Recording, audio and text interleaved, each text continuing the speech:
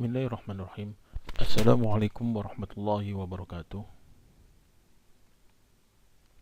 Alhamdulillahirabbil alamin wassalatu wassalamu ala sayyidil mursalin wa ala alihi wa sahbihi ajmain. Allahumma rabbi shrah li sadri wa yassir li amri wahlul 'uqdatam min lisani yafqahu qawli. Amma ba'd. Raditu billahi rabbah wa bil islami dina wa bi Muhammadin nabiyya wa rasulah. Rabbi zidni ilma warzuqna fahma warizqan halalan thayyibah. Alhamdulillah, hari ini kita akan masuk ke materi 3, yaitu pengumpulan data dan penyajian data. Kita akan masuk ke pengumpulan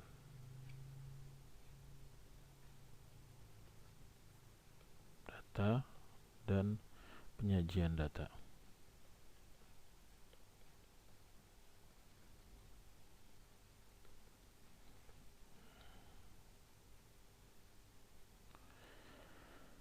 Kita mulai dari pengumpulan data.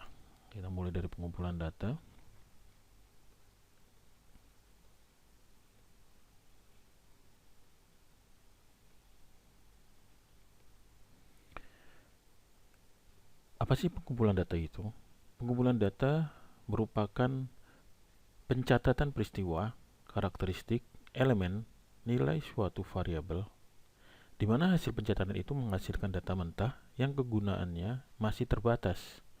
Oleh karena itu, data mentah tersebut harus diolah, disarikan, disederhanakan, dianalisa, serta diberi makna agar data tersebut dapat bermanfaat. Sedangkan pengumpulan data mempunyai tujuan untuk mengetahui atau mempelajari suatu masalah atau variabel penelitian. Misalnya untuk kepentingan menguji hipotesa tentang efektivitas metode inquiry dibanding metode expository terhadap kemampuan berpikir kritis matematis. Nah, kita boleh menguji kebenarannya dengan terlebih dahulu memberikan perlakuan dengan metode tersebut, kemudian mengumpulkan data kemampuan berpikir kritis matematis melalui tes. Pengumpulan data menggunakan instrumen tes atau instrumen non-tes. Nah, pengumpulan data di sini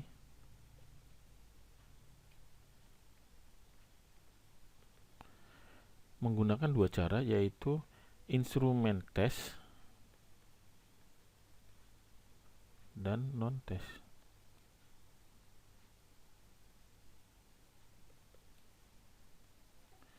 Instrumen tes terdiri dari subjek uraian. Di sini akan masuk lagi uraian. Berikutnya adalah objektif.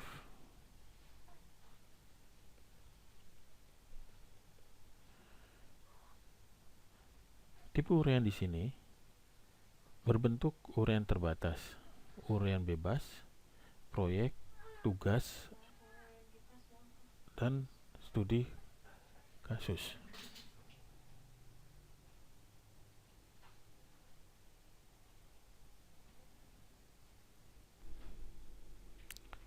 Sedangkan tipe objektif dapat berbentuk benar atau salah, pilihan ganda, menjodohkan, asosiasi dan sebab akibat. Di sini. Untuk skala dapat berbentuk skala Likert, diferensial, semantik, skala Thorstone, dan skala Goodman. Nah, maka kita akan lihat dokumen di sini. Kita udah selesai data, maka kita akan masuk ke dokumen.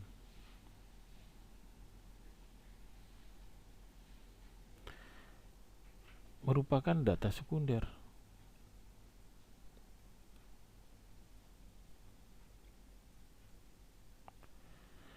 Contohnya data tentang hasil ujian yang diperoleh dari Pusat Penilaian Pendidikan Puspenddik Kemendikbud, data ekonomi yang dikeluarkan dari Kementerian Ekonomi, data statistik sosial yang dikeluarkan oleh BPS.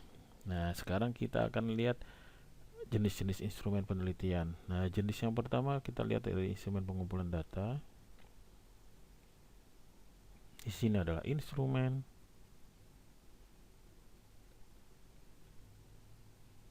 instrumen. Di sini adalah tes. Di sini adalah non tes.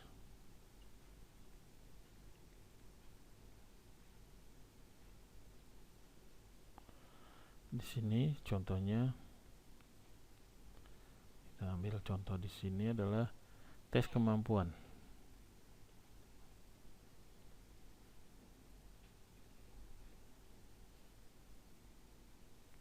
Di sini adalah tes hasil belajar.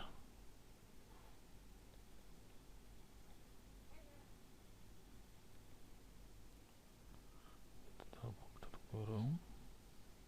Nah, tes kemampuan itu bisa jadi menggunakan TPA, tes IQ, bakat, sedangkan tes belajar adalah menggunakan tes kognitif. Sedangkan non tes di sini kita akan masuk menggunakan angket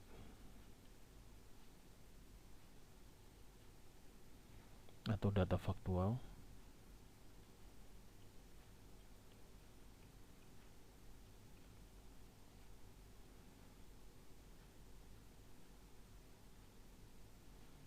Data faktual.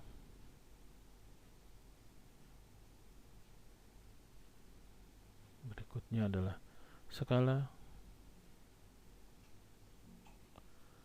data konseptual,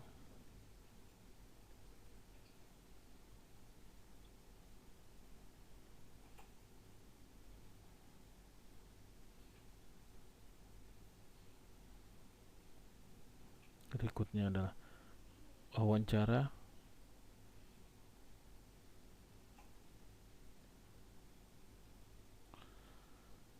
lisan,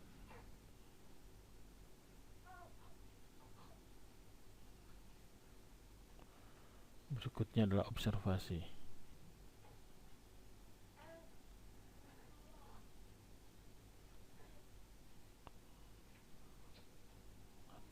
Atau observasi ini adalah pengawasan objek.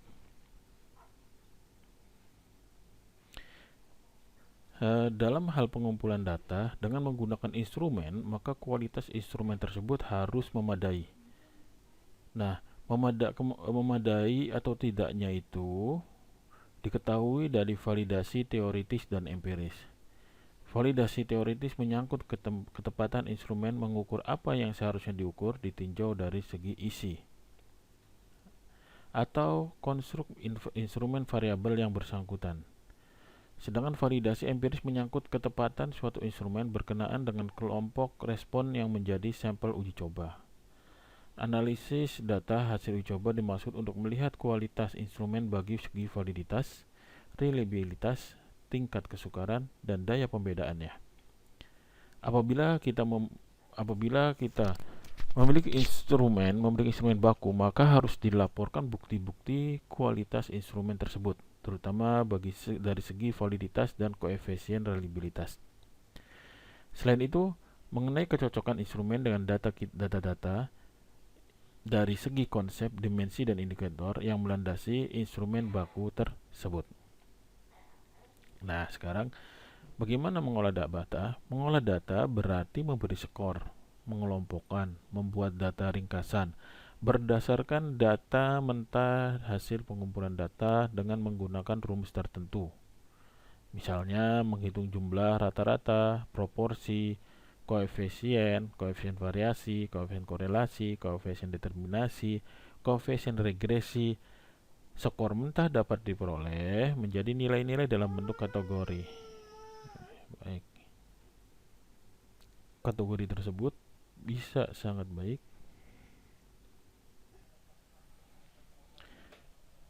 Hasil pengolahan data dapat disajikan dalam bentuk tabel, grafik, misalnya dalam bentuk tabel distribusi khusus, histogram, poligon, frekuensi.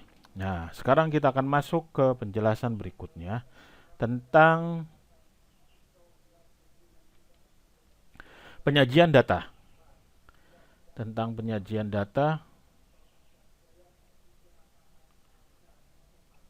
Nah, dalam penyajian data kita akan masuk ke tabel distribusi.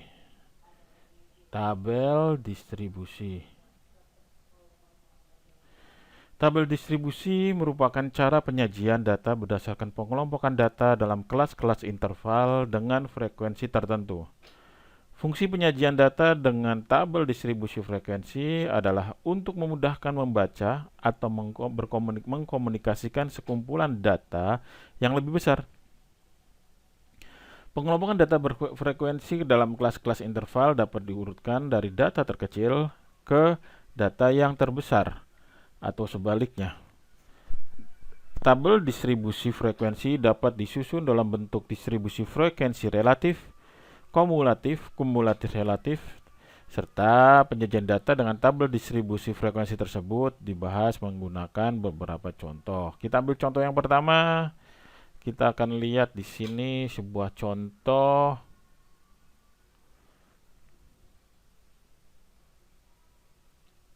tentang hasil tes kemampuan berpikir. Kita lihat contoh 2/1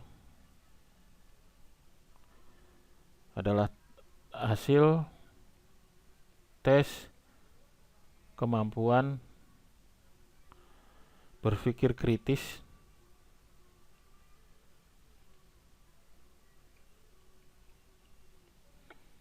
berpikir kritis 75 mahasiswa.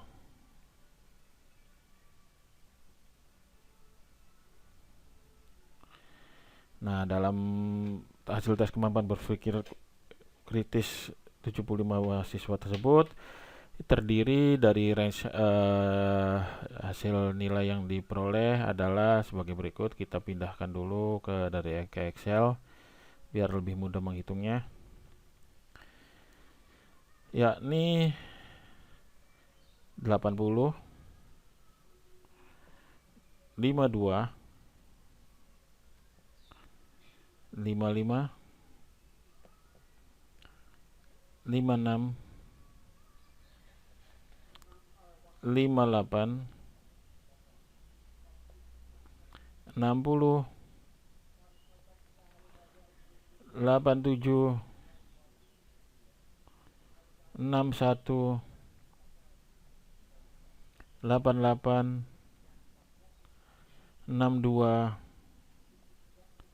64, 65, 66, 94, 67.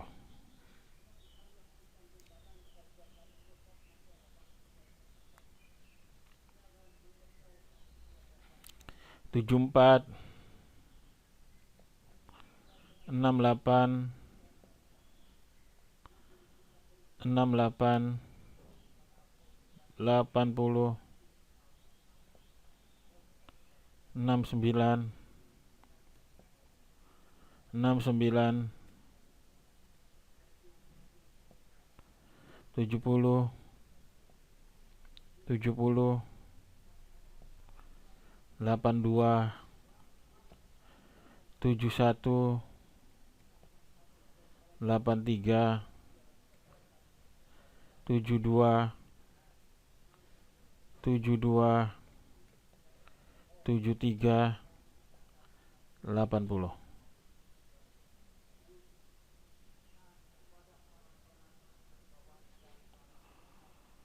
Delapan lima, 74,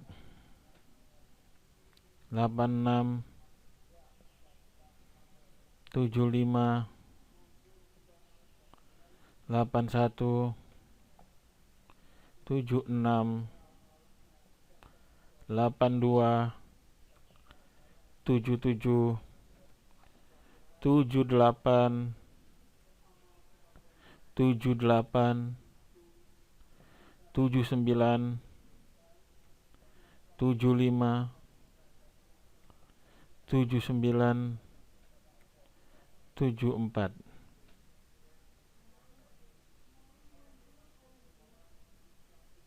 Ntar ada yang kurang, kita lihat lagi. 85, 74, 86, 75, 81, 76, 82, 77, 78, 78 78 78 78 tiga kali 8 79 75 79 74. Berikutnya adalah 80 67 81 81 79 82 78 82 71 82 71 84 84 84 69.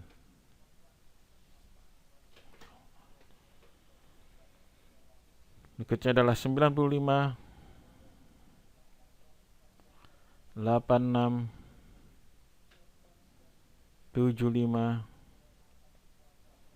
86 86 86 61 88 62 89 90 91 93 66 48. Oke. Ini data yang diperoleh dari hasil ujian kemampuan tes berpikir 75 mahasiswa. Kita pindahkan di sini. Kita pindahkan.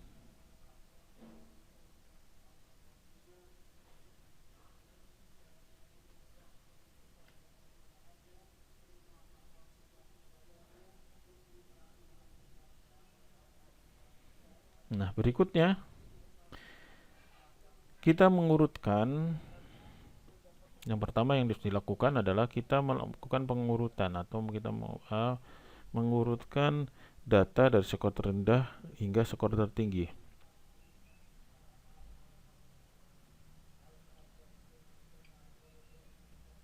Dari skor terendah ke skor tertinggi. Nah, dari pengurutan tersebut kita akan peroleh data sebagai berikut.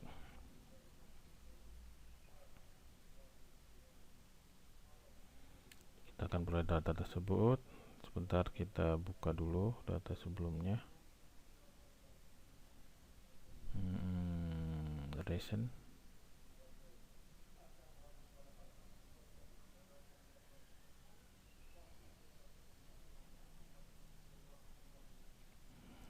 Ini kita ganti nama aja.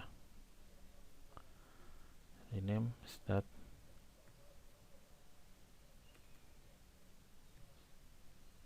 Satu 2021.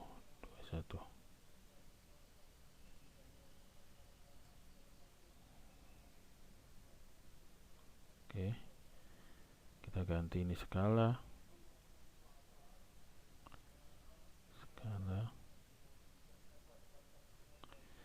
Ini kita ganti data. Data 2.1. Kita ambil, kita pindahkan data sebelumnya, book 1.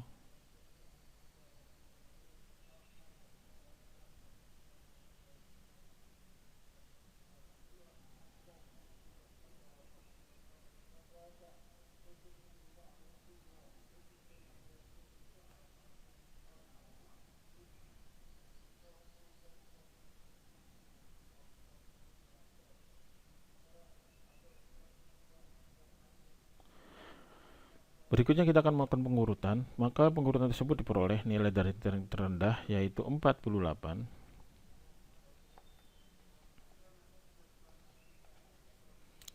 52, 55, 56, 58, 60, 61, 61, 61, 62,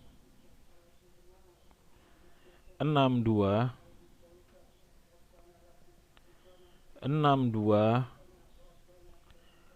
64,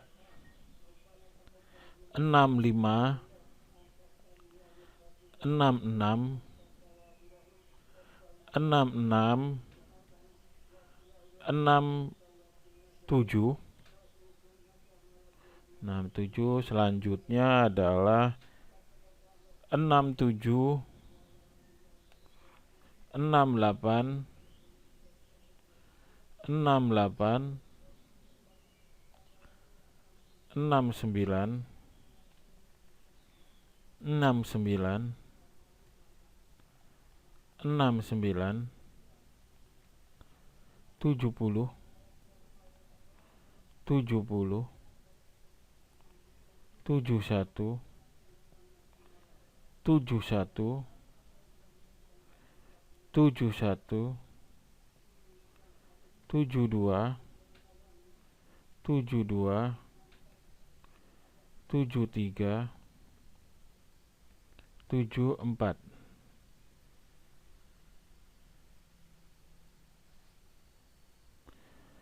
Tujuh empat, 74, 75, 75, 76, 76, 76, 77, 78, 78, 78, 79, 79, 79, 80, 80, 80, 80, 81,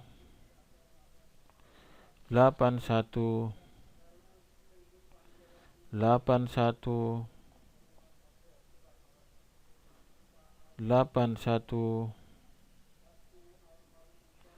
82, 82, 82, 82, 82, 83, 84,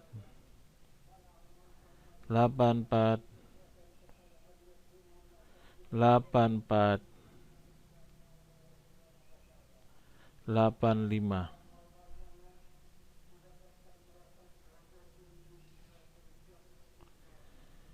Delapan lima, 86, 86, 86, 86,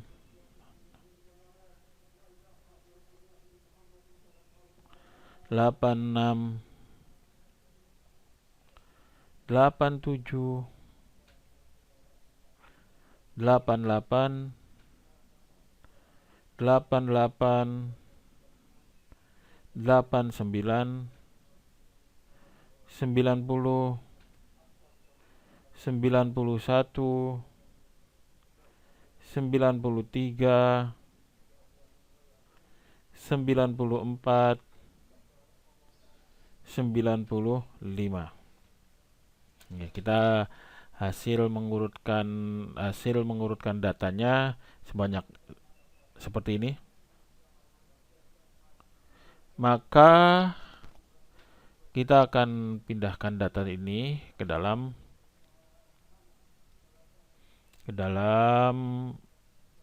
catatan. Oke.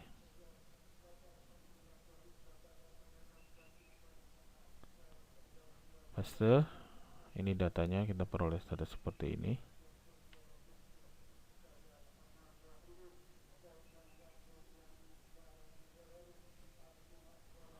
Oke. Nah, setelah itu kita akan menentukan range-nya. Nah, range-nya itu range adalah selisih skor tertinggi dan skor terendah, di mana R skor tinggi range-nya sama dengan 95 dikurangkan 48. Maka range-nya adalah 47. Berikutnya adalah kita menentukan banyaknya kelas interval, yaitu menentukan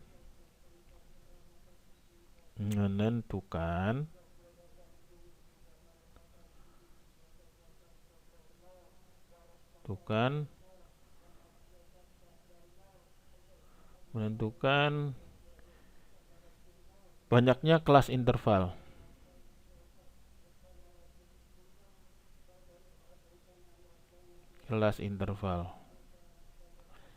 Nah, untuk menentukan banyaknya kelas interval, paling sedikit 5 kelas dan paling banyak 15 kelas.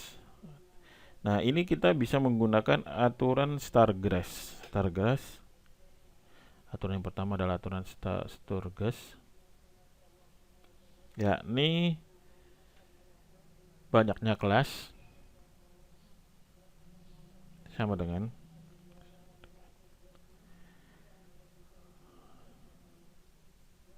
banyaknya kelas 1 ditambah 3,3 kali log n.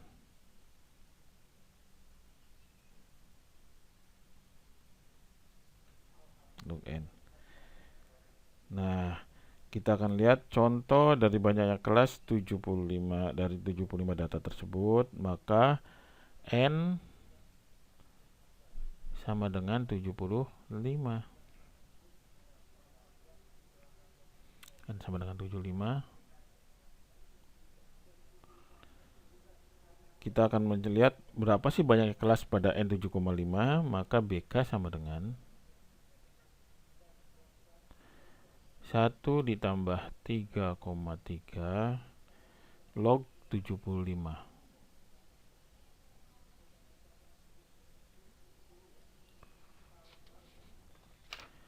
sama dengan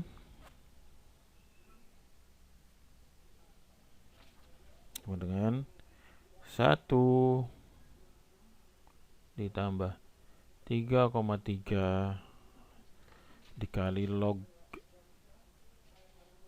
75 itu sama dengan 1,8751 sama dengan 7,188.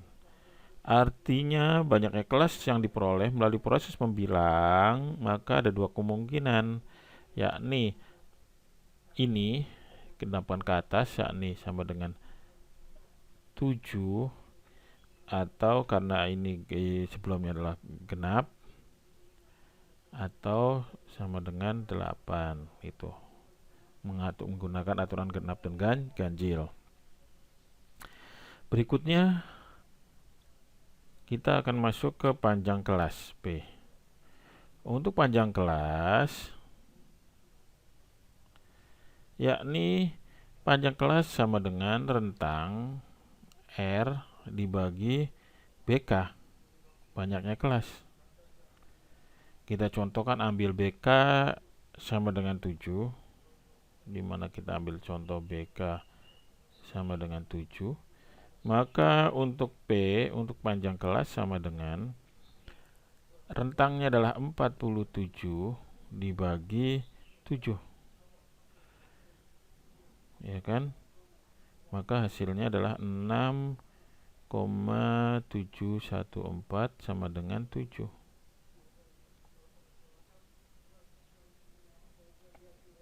Nah, hasil tersebut harus memenuhi syarat, yaitu hasil kali banyaknya kelas dan panjang kelas harus lebih besar atau sama dengan rentang ditambah 1, yakni harus memenuhi syarat di mana BK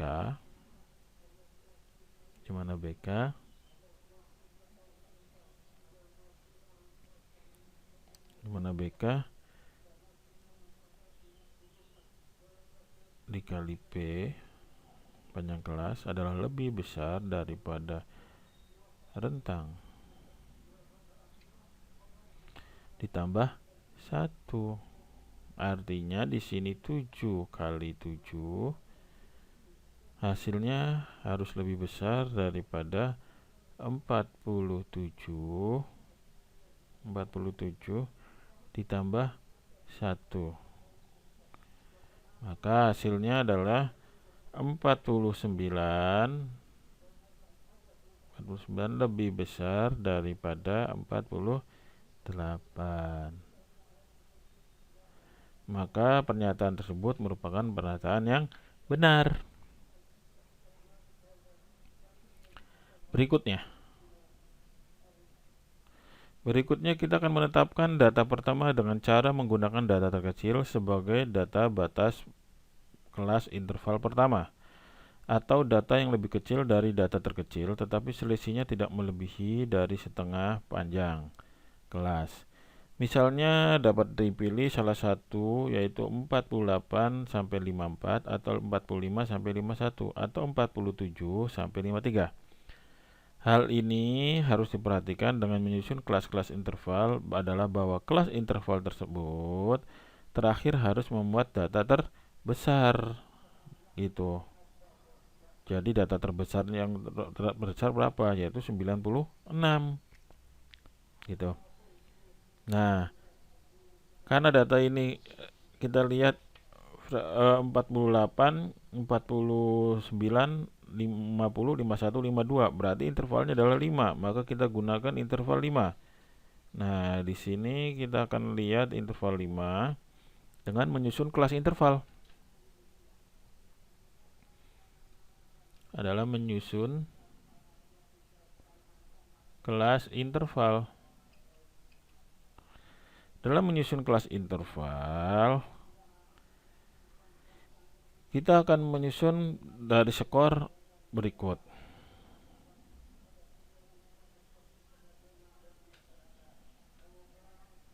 Kita susun di sini kelas interval nomor skor turusnya dan frekuensi absolut. Frekuensi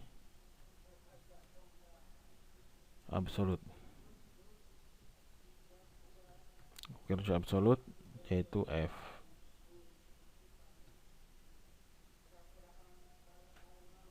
F. Pertama kita akan masuk nomor 1.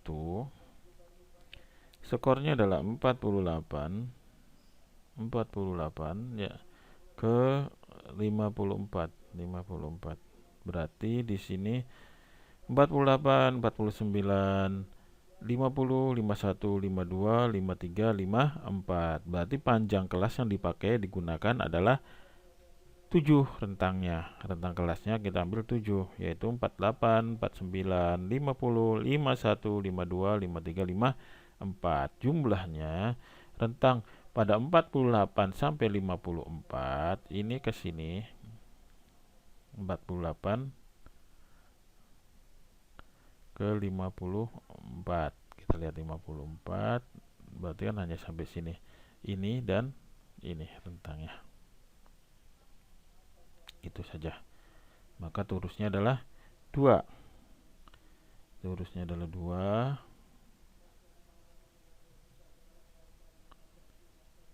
Frekuensi absolutnya adalah 2.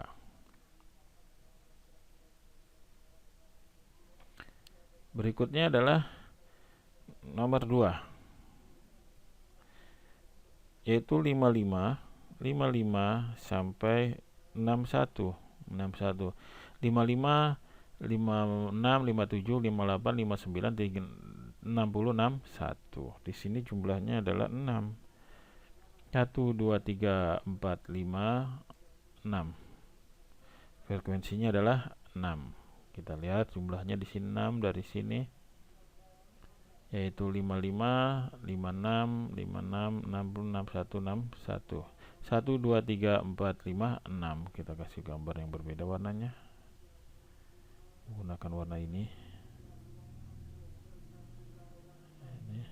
Oke. Berikutnya nomor 3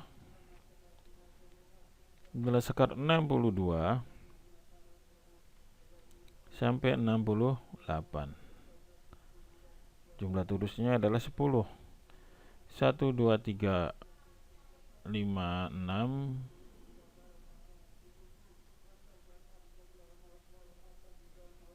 7 8 9 10.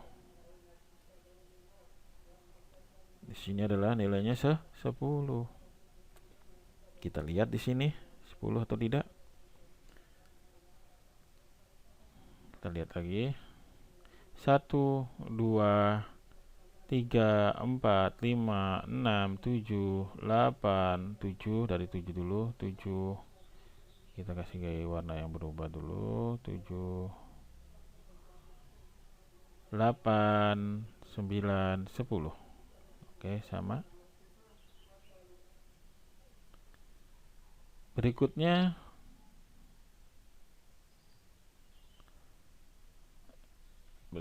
adalah dari skor 69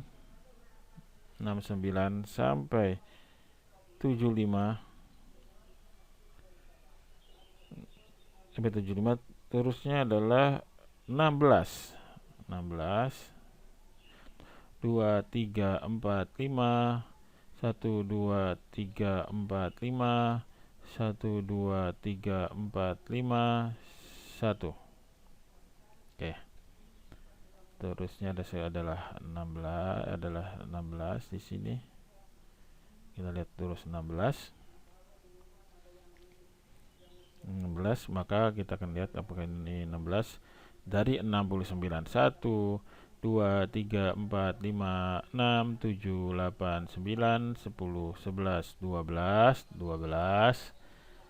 Kita ganti 12 ganti 12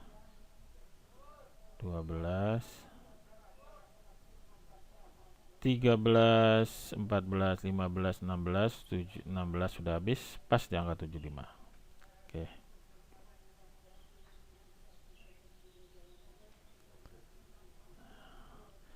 Berikutnya kita lihat turus berikutnya, skor 76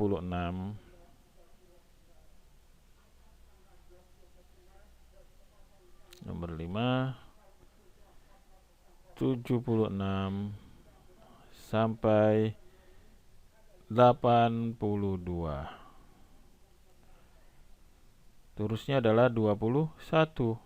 1 2 3 4 5 1 2 3 4 5 1 2 3 4 5 1 2 3 4 5.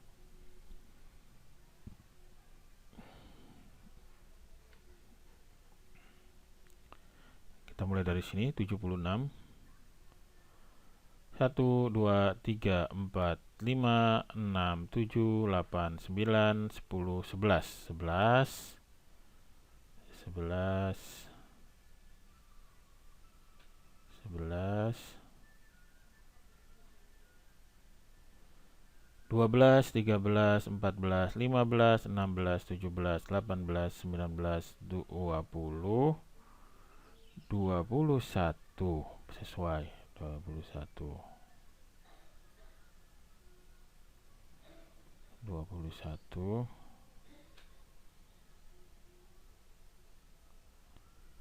21. Di sini terusnya tambah 21. Berikutnya yang keenam, skor 83 sampai 89. Jumlahnya adalah 15. 1 2 3 4 5 1 2 3 4 5 1 2 3 4 5. Kita lihat di sini adalah 15. Dari 83 1 2 3 4 5 1 3 4 5. Kita kasih yang warna yang berbeda.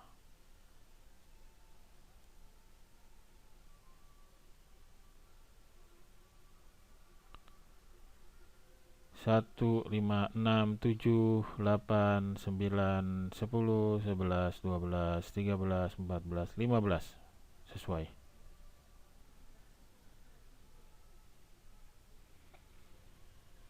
Nah, berikutnya nomor 7 adalah skornya adalah 90 sampai 96. Sini nilainya adalah 5. 1 2 3 4 5. 5. Di sini adalah nilainya 5. 1 2 3 4 5. Maka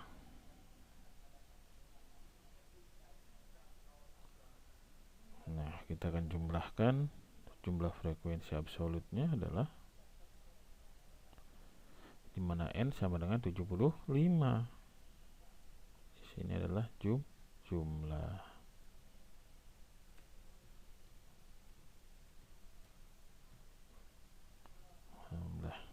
Oke, kita pindahkan.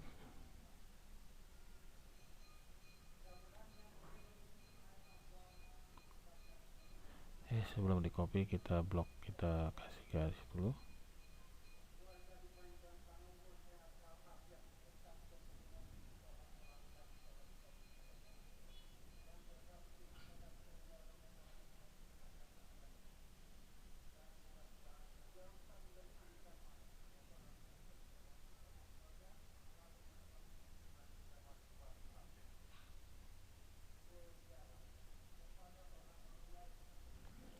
Kita pindahkan.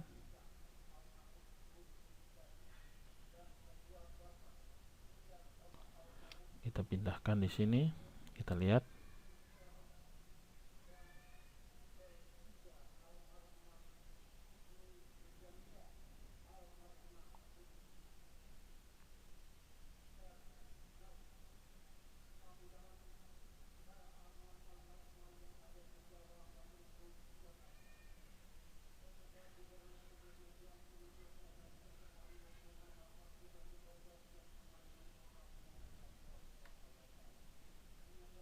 Skornya seperti ini.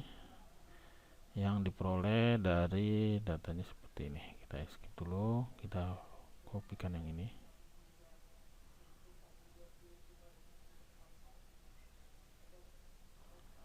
Kita copy, kita pindahkan ke sini.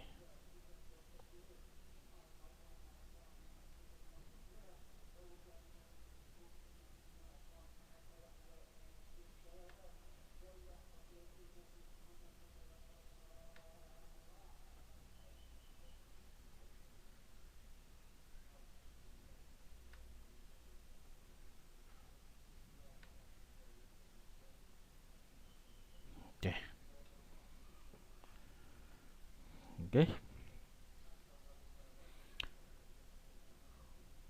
Selanjutnya kita akan melakukan distribusi frekuensi relatif. Nah, setelah ini sudah terbentuk, maka kita akan melakukan distribusi frekuensi relatif. Nah, untuk masukkan distribusi frekuensi, kita akan melihat frekuensi absolut pada tabel 2.1 ini, tabel ini. Kita tabel 2.1 kita tulis di sini. Tabel 2.1. Nah, dalam tabel 2.1, frekuensi absolutnya dapat dibentuk menjadi frekuensi relatif. Di sini frekuensi relatif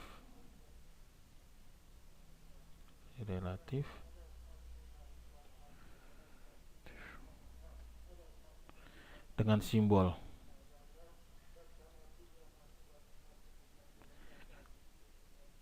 F real atau F relatif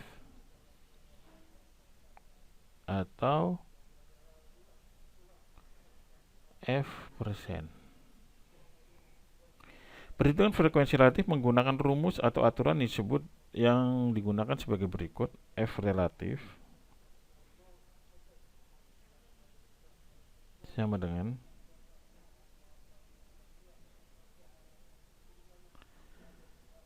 frekuensi absolut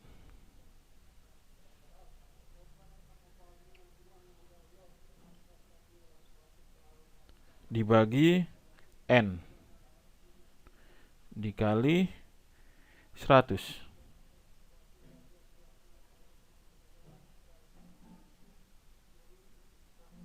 %.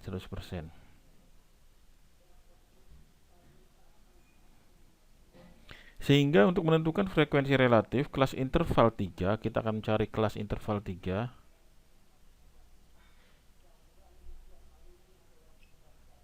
Interval 3. Maka cara hitungnya adalah F relatif atau F frekuensi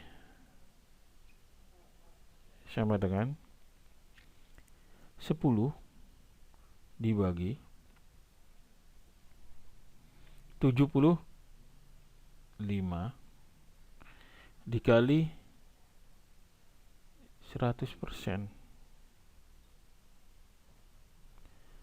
Maka diperoleh nilainya adalah sama dengan 13,33%. Dengan cara yang sama, frekuensi relatif kelas interval lainnya. Ringkasan hasil perhitungan frekuensi relatif kita akan lihat ringkasannya pada tabel berikut, yaitu tabel 22. Kita lihat ya, dari ringkasannya kita lihat. Kita skip dulu. Kita buat tabel di sini. Dari relatifnya, yaitu kita copy.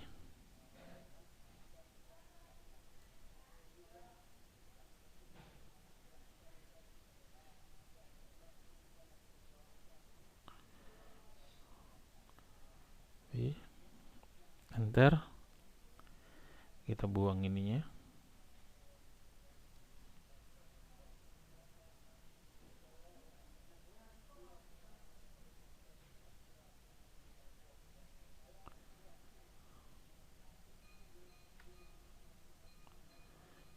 Di sini frekuensi relatif kita ganti.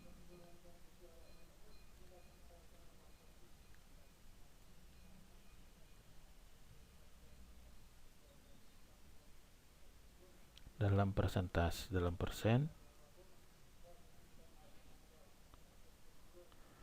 Maka diperoleh dengan cara perhitungan yang tadi. Untuk relatif 48 sampai 54 pada kelas interval ke-1 diperoleh 2,67. Mari kita buktikan.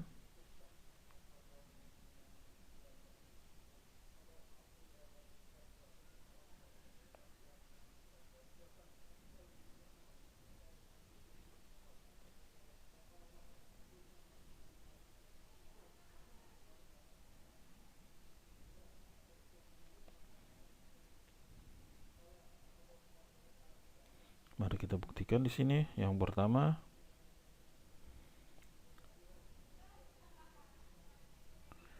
sama dengan Kita tulis N sama dengan 75 di sini. N sama dengan 75. Kita kalikan 100 sama dengan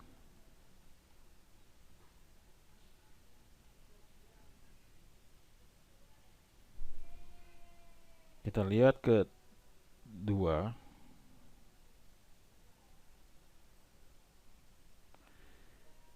Ke 1 adalah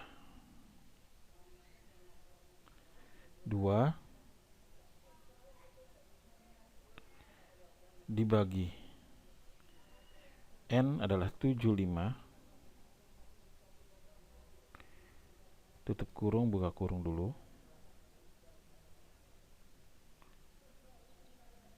Dikali 100%.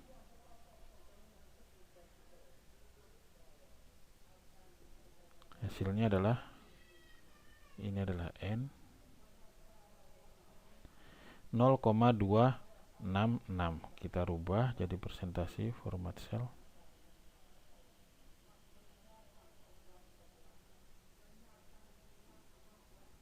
Hasilnya ada 2,67. Betul? Nah, berikutnya kita akan coba nilai berikutnya adalah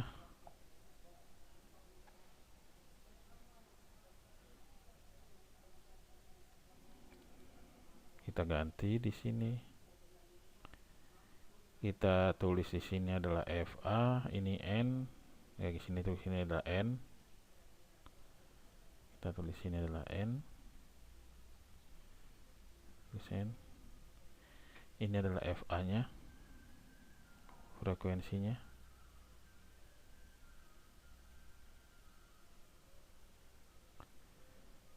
Kita rubah di sini F2.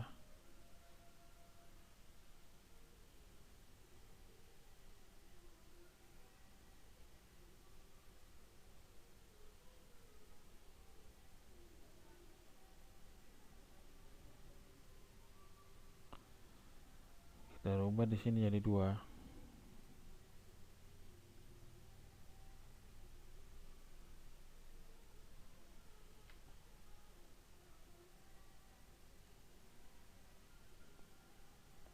Kita ganti ini ke F.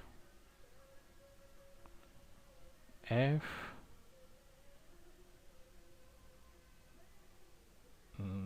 28.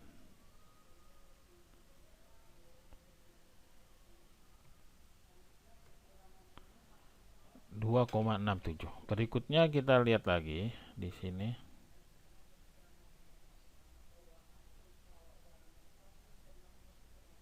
Kita ganti adalah 6. Kita ganti 6. Maka hasilnya adalah 8. Kita lihat di sini 8,00.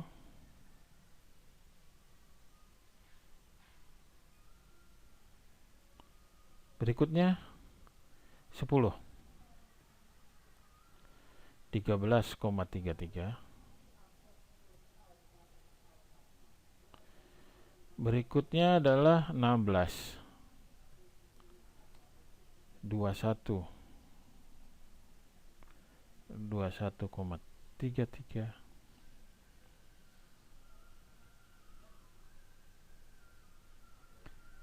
Berikutnya adalah 21. Maka diperoleh 28,00. Berikutnya adalah 15. Diperoleh 20. Berikutnya adalah 5. Diperoleh 6,67. 100. Begini cara penyelesaiannya. Terlihat?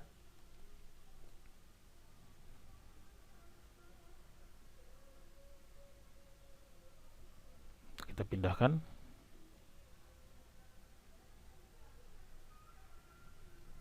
Copy.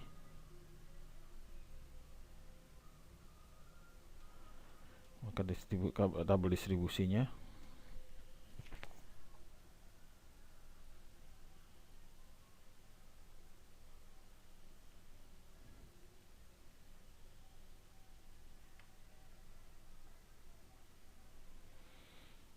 Ini hasil tabel distribusinya, hasil tabel distribusi, tabel distribusi frekuensi, distribusi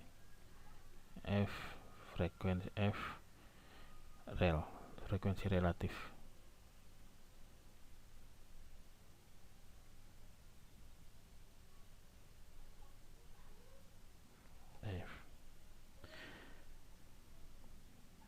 Nah, selanjutnya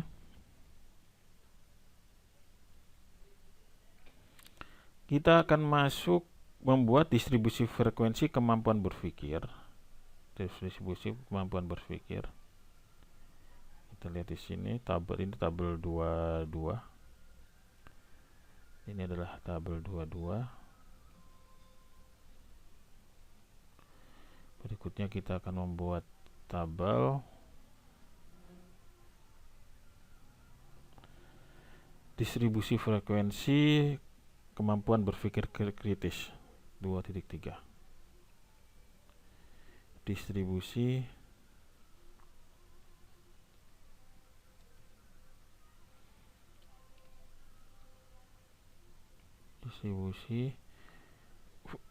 frekuensi kemampuan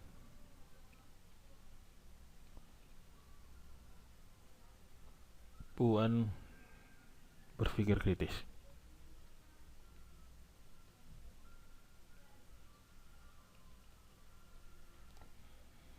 Nah, kita akan lihat di sini untuk tabel 23.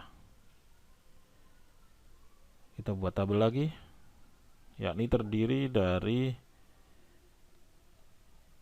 di tengah frekuensi absolut dan frekuensi relatif. Nah, kita copy paste di sini.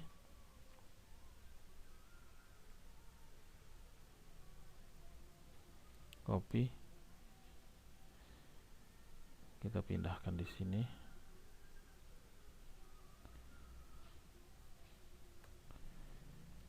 Frekuensinya kita ganti ininya menjadi titik tengah.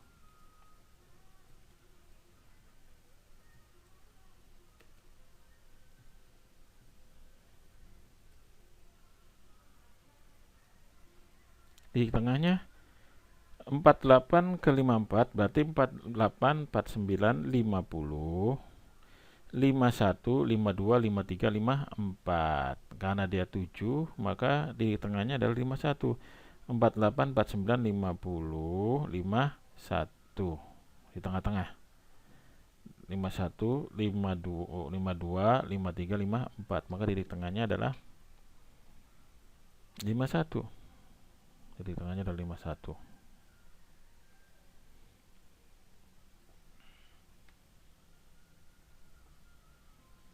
Nah, untuk frekuensi absolutnya adalah 2 dan frekuensi relatifnya kita lihat di sini, frekuensi relatifnya kita pindahkan ini ke sini.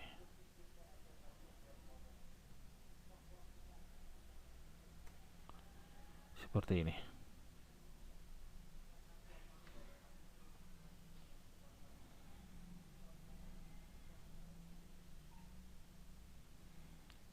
Lima satu, 58, 65, 72, 79, 86, 83. Nah, kita pindahkan.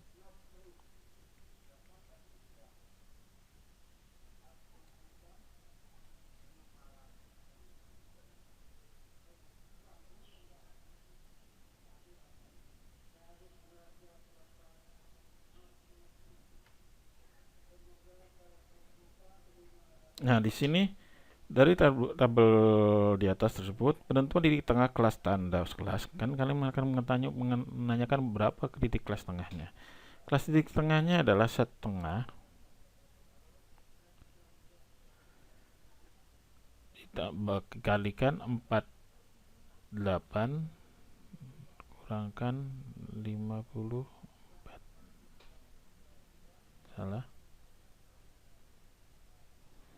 ditambah 54. Maka di tengahnya adalah 51, dan ini berlaku untuk semuanya. Diri tengah kelas interval kedua dapat ditentukan dengan menambahkan diri tengah kelas interval pertama dengan panjang kelas, yakni di sini 51 ditambah panjang kelasnya adalah 7 sama dengan 58. Untuk titik ketiganya disitu kan 65 diperoleh dari 58 ditambah 7 sama dengan 65, dan seterusnya.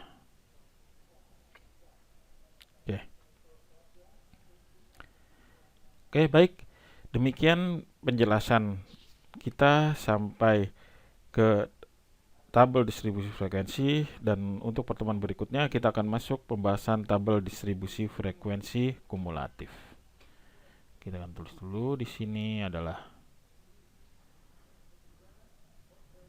kita akan masuk ke pembahasan tabel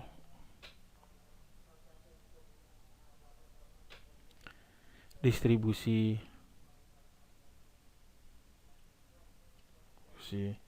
frekuensi kumulatif.